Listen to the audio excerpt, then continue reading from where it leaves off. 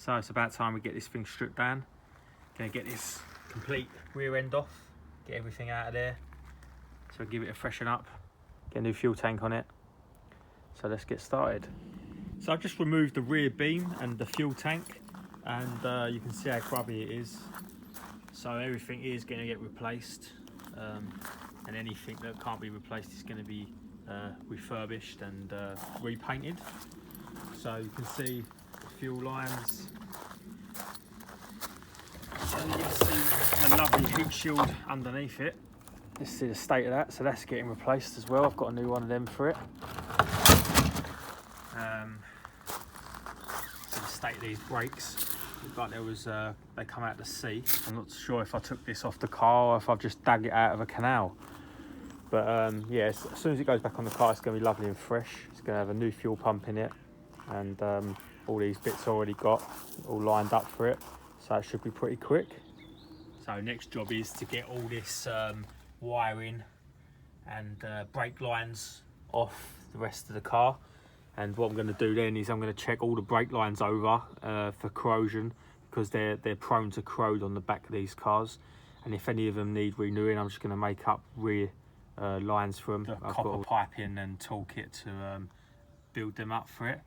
So I might just replace them anyway, just for peace of mind, because you can't mess around with brakes. So now it's time to move on to these arches. See how nasty they are.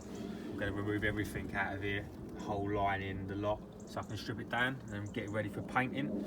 You can see around the petrol cap, it's absolutely mint.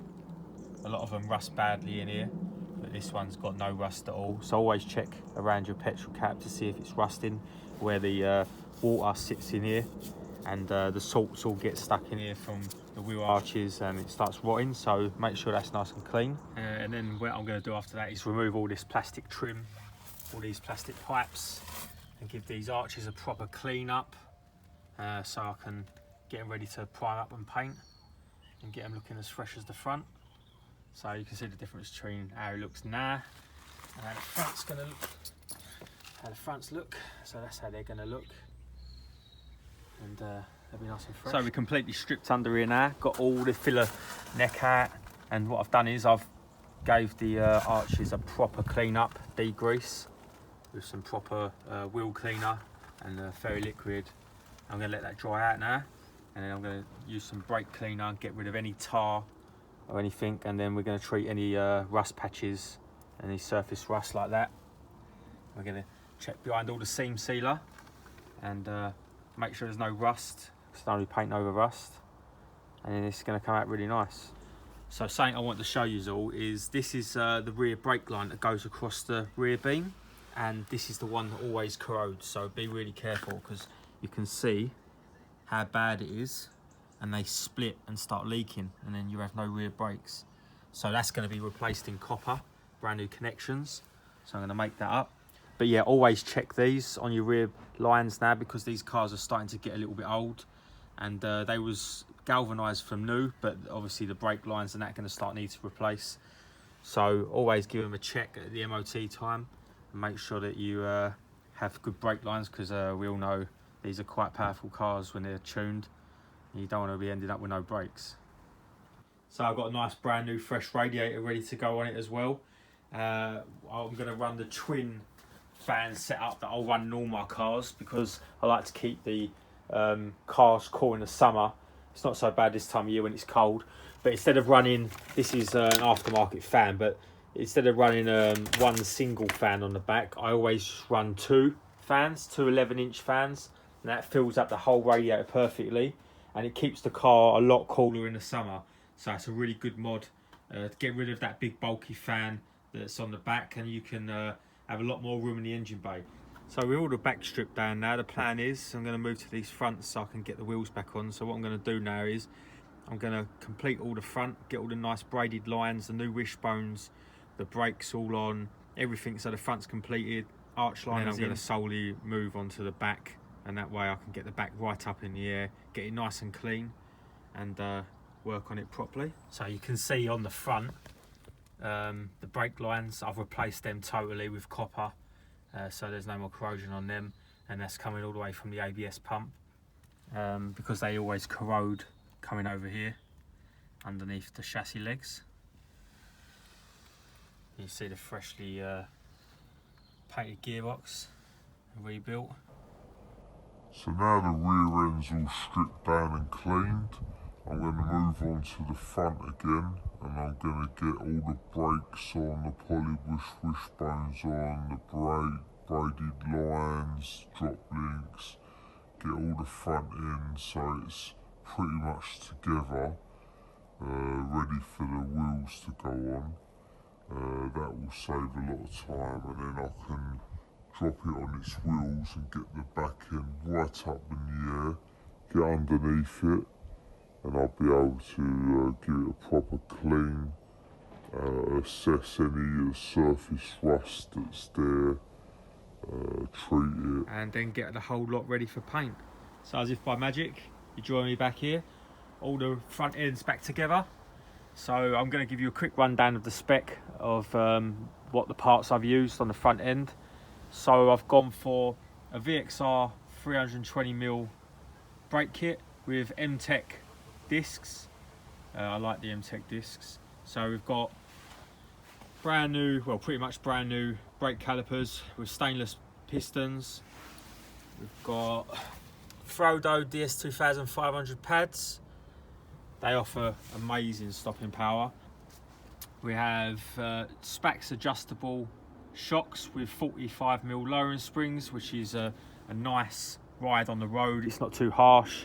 I didn't want it to be as harsh as this thing, because you go over bumps in this and you nearly break your face.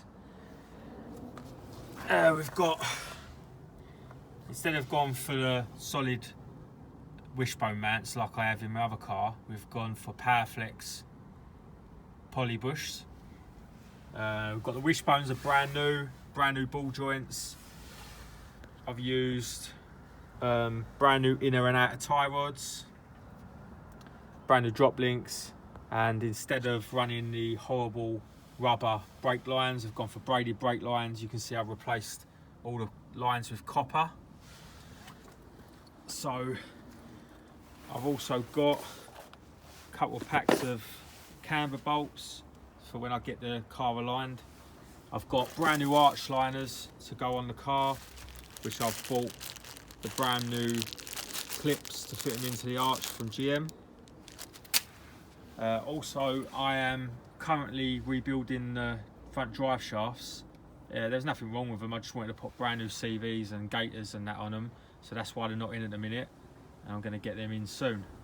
So I couldn't help myself but put on one of the wheels to check the clearance of the brakes, and I think you're going to agree they look really good, them brakes behind there. There's not much clearance, they fill up the wheel very nicely, and that's going to look really fresh with the freshly painted wheels. Now the silver that I use for these wheels is almost like a chrome, and in the sun it looks amazing. It's not like the standard Vauxhall Star Silver. It really looks nice. So when this is dropped really low, it's gonna look great. I always spacer out the wheels on the front and the rear so that it has a more aggressive offset, because I think the standard snowflakes, they sit too far in the arch. But yeah, so I'm just gonna keep cracking on with this car to get rid of all the parts that I've got everywhere, because as you can see, the Fiesta is stuck in the garage at the minute as a storage unit for Vauxhall parts. So shout out to the Fords for helping out the Vauxhalls. Then I'm going to go and get the tyres mounted to the snowflakes so we can get them on. But for now, I just want to get the rear end right up in the air so we can get underneath here and underneath the back. You can see it's been proper stripped down now. There's not a brake line or nothing under there. Give it a quick look. So all we've got left is a little bit of interior loom wiring. I didn't really want to pull that back through. So we're going to get rid of all this surface rust and any of the seam sealer that's been peeling off. That's going to all go, and this is going to be nice and fresh under here. You're going to see in the future videos how nice it's going to be under here. So this is all properly cleaned up now, and this is all going to be looking like the front. So I think I'm going to leave this now. This will be part one of the video, and I'm going to start doing it the rest of the rear end, and that being part two. So if you stay tuned to the channel, subscribe, and you'll get notifications when the next episode comes up. So drop us a like if you want to see more of the car, and I'll carry on filming it for you all the progress, because obviously it slows me down filming it, but I like doing it if people like watching it. Drop us a like and a comment if you want to leave a comment, and let us know what you think about the car and anything that you think I should improve on.